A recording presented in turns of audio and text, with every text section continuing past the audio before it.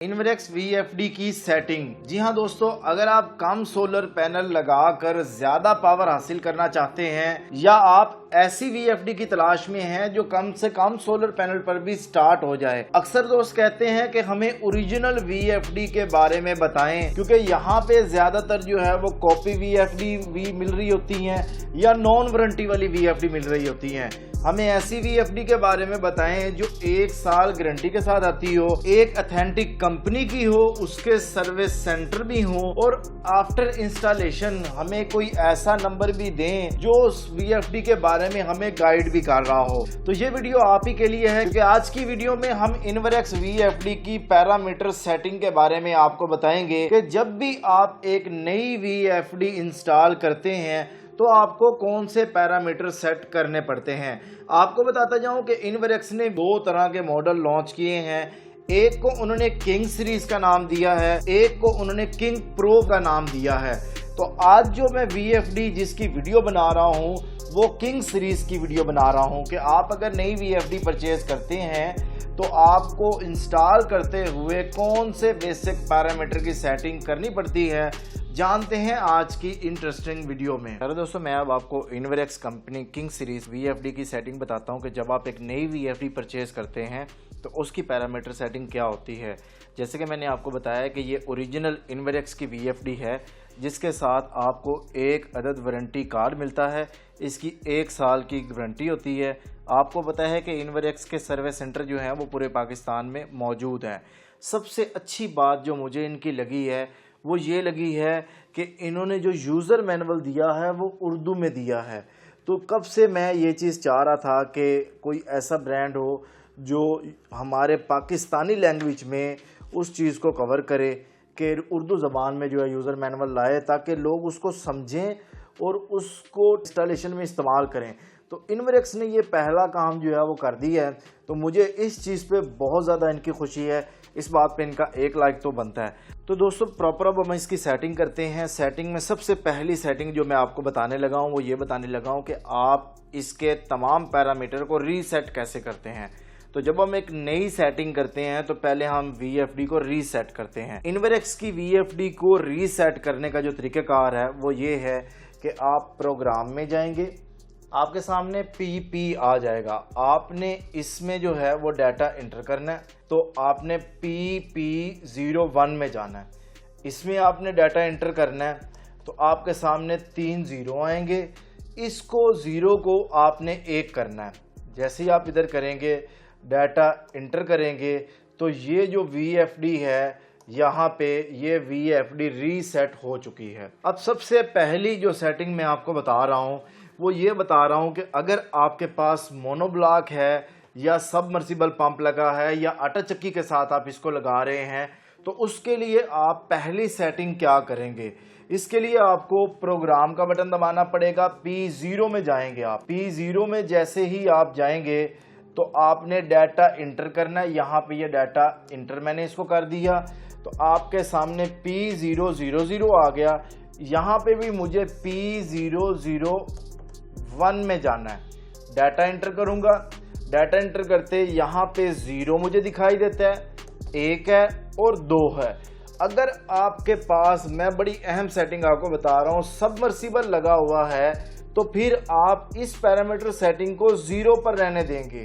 अगर आपके पास monoblock pump लगा हुआ है या आपके पास कोई भी इंडक्शन मोटर लगी हुई है या आपके पास वो मोटर जो है पटे पे चल रही है या वो आटा चक्की पे जो है वो मोटर चल रही है, तो उस सूरत में आप इसको 2 पर सेट करेंगे।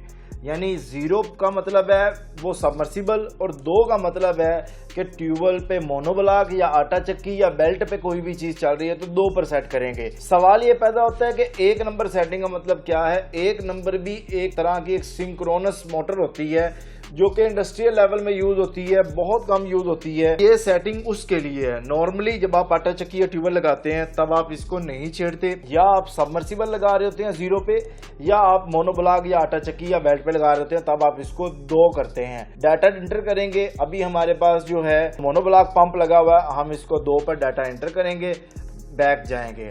अब जो नेक्स्ट सेटिंग हम करने लगे हैं वो हम सेटिंग कर रहे हैं P9 की।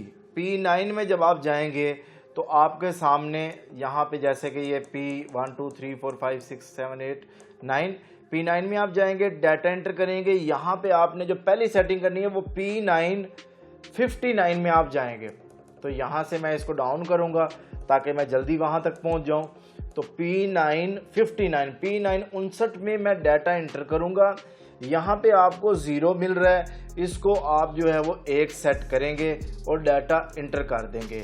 अच्छा, ये 2-3 सेटिंग्स हैं। इन सेटिंग्स का क्या मकसद है? इन सेटिंग का ये मकसद है, इसमें हम बस वोल्टेज की ऑटो ट्रैकिंग करवाते हैं। यानी सोलर के वोल्टेज रोशनी की वजह से कम या ज़्यादा होते हैं, हमें पता है। तो इस वजह से हम जो है पावर जो है वो रोशनी के मुताबिक जो है वो बूस्ट करें। या बाज़ औक़ात ये भी होता है कि फ़र्ज़ किया रोशनी कम हो ज़रा सी होती है तो लोग कहते हैं हमारी मोटर बंद हो जाती है, ट्रिप हो जाती है, VFD ट्रिप हो जाती है। तो ऐसा ना हो इसलिए हम ये सेटिंग करते हैं। पहली सेटिंग में तो हम P9 59 में जाके इसको 1 करेंगे। इसके साथ इसी की दूसरी सेटिंग है P9 60। इसको जब हम डाटा एंटर करेंगे तो इसमें जो है 85 आपको मिलेगा। इसको आपने 90 करना है। 90 करने का मतलब ये है कि आप इसको आपका बटन दबा के यहाँ से 90 भी कर सकते हैं। और अगर आप दूसरा तरीक़ाकार है, शिफ्ट में जाएंगे, इधर शिफ्ट में तो जाएंगे, इसको आप 9 कर दें और ये आपका 90 हो गया। शिफ्ट से जाके आप इसको भी अपनी ज़रूरत के मुताबिक कर सकते हैं। P9 60 में आपने डाटा एंटर किया तो 90 कर दिया। इसी की एक और सेटिंग है, यहाँ पे हम यही कर रहे हैं, बस वोल्टेज की परसेंटेज को सेट कर रहे हैं जहाँ तक ये ट्रैकिंग करेगा। P9 62 में जाएंगे। अब हम 62 में डाटा एंटर करेंगे। यहाँ पे आपको 80 मिलेगा, इसको आप 85 करेंगे। 85 पर जो है आप इसको सेट करेंगे, डाटा एंटर करेंगे और आप यहाँ से वापस आ जाएंगे। यहाँ पे आपकी सेटिंग जो है वो मुकम्मल हो चुकी है। लेकिन अगर ये तमाम सेटिंग के बाद भी आप मोटर चलाएंगे तो वो नहीं चलेगी।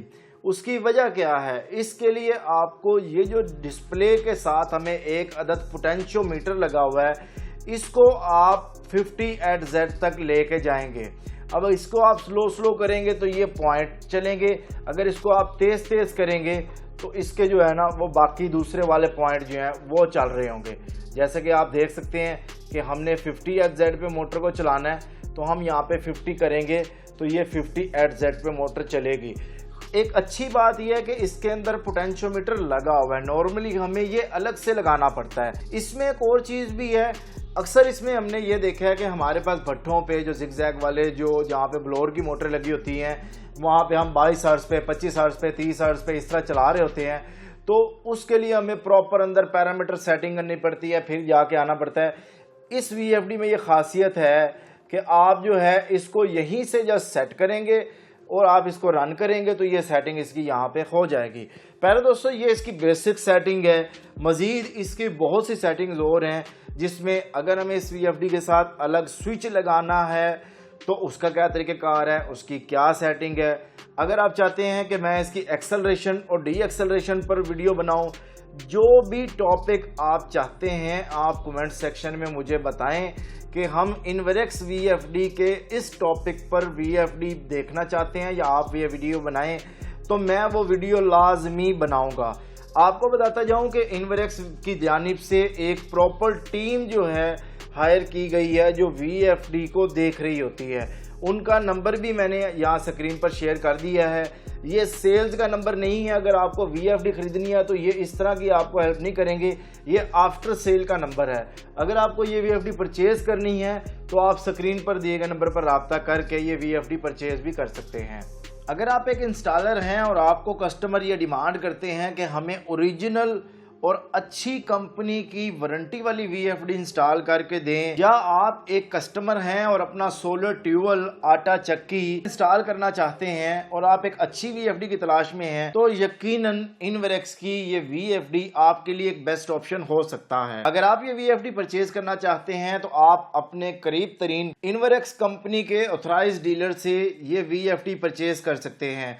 अगर आप ये VFD हमसे परचेज करना चाहते हैं तो स्क्रीन पर दिए गए नंबर पर राब्ता करके ना सिर्फ आप VFD की कीमत मालूम कर सकते हैं बल्कि इसके साथ साथ आप ये VFD परचेज भी कर सकते हैं। बहुत शुक्रिया आप सब दोस्तों का। अल्लाह ताला आप सब लोगों को खुश रखे, ढेर सारी कामयाबियां तरक्की अता फरमाए। मिलते हैं नेक्स्ट वीडियो के साथ। अल्लाह हाफिज़। पाकिस्तान जिंदाबाद।